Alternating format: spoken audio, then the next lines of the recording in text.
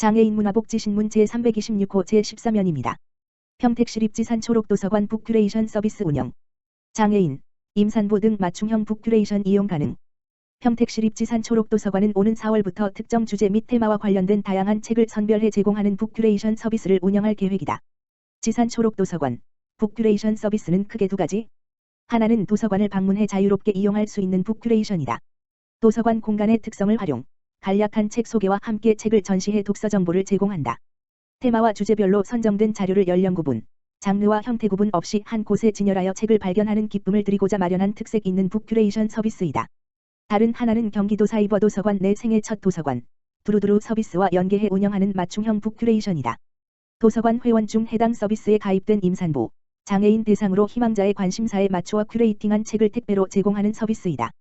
다양한 책을 통하여 시민의 일상과 함께하다.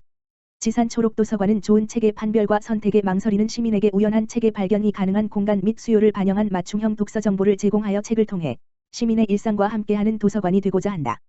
자세한 사항은 전화, 지역번호 031-8024-7451-2 및 도서관 누리집, 홈페이지를 통해 확인할 수 있다. 평택도시공사, 2020 평택세계장애인 역도대회 후원금 기탁.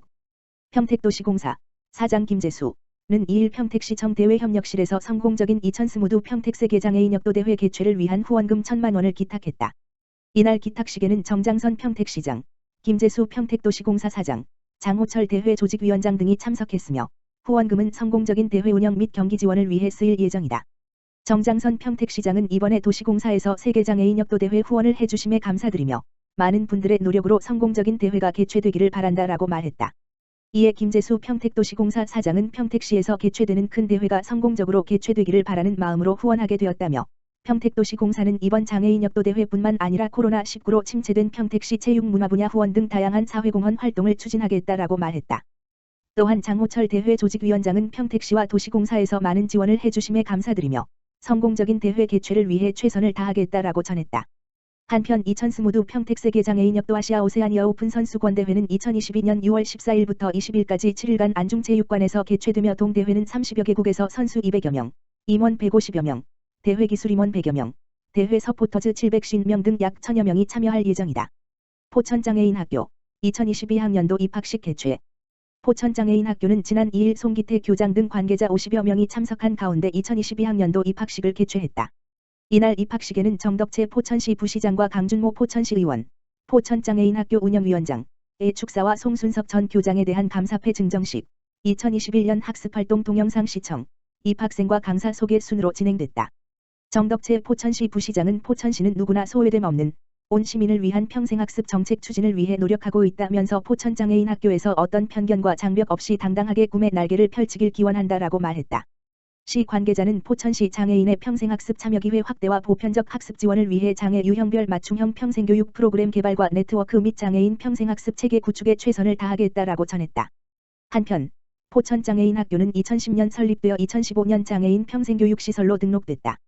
포천시와 포천교육지원청의 지원을 받아 평생교육을 통한 장애인의 삶의 질 향상을 위해 장애인의 문해, 문화예술교육, 장애인 사회통합교육 및 직업능력교육 등 다양한 분야의 교육과정으로 운영되고 있다. 포천시 2022년 읍면동 찾아가는 보건복지서비스 업무평가 지표 교육 실시.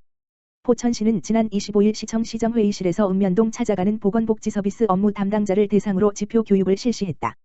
읍면동 찾아가는 보건복지서비스 업무평가는 포용적 복지구현을 위해 시 자체에서 5개 분야, 복지사각지대 발굴 찾아가는 복지상담 통합사례관리 자원관리 및 민관협력 교육훈련, 21개 평가 지표를 개발하여 2019년부터 시행하고 있다. 이번 교육은 업무 처리 가이드를 제작하여 각 지표별 세부 내용에 대한 설명을 통해 주요 업무에 대한 이해 및 유의사항 등의 내용으로 교육을 진행했다. 교육에 참여한 업무 담당자는 찾아가는 보건복지 서비스 업무에 대한 이해를 통해 체계적이고 효율적인 업무 추진으로 지역 주민들의 복지 체감 향상에 만전을 기하겠다라고 말했다. 파주시 육아종합지원센터 보육 역량 강화 교육 실시. 파주시 시장 최종헌 는 지난 26일 육아종합지원센터를 통해 관내 어린이집 보육교직원 90명을 대상으로 보육일지 및 관찰기록 작성법을 실시간 화상교육으로 진행했다. 보육일지 교육은 표준보육 과정과 평가제를 기반으로 한 놀이를 중심으로 보육계획 수립 방법과 영유아의 하루 일과를 관찰해 기록하는 법에 대한 내용으로 2월부터 11월까지 매월 1회씩 진행할 예정이다.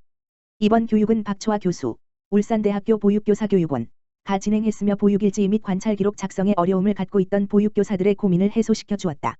김지숙 보육청소년과장은 영유아의 인권과 놀 권리를 보장해 믿고 맡길 수 있는 보육 환경을 조성하고 보육교직원이 보육에 집중할 수 있는 여건을 조성해 영유아가 건강하고 행복하게 성장할 수 있는 보육 환경을 만들겠다고 말했다.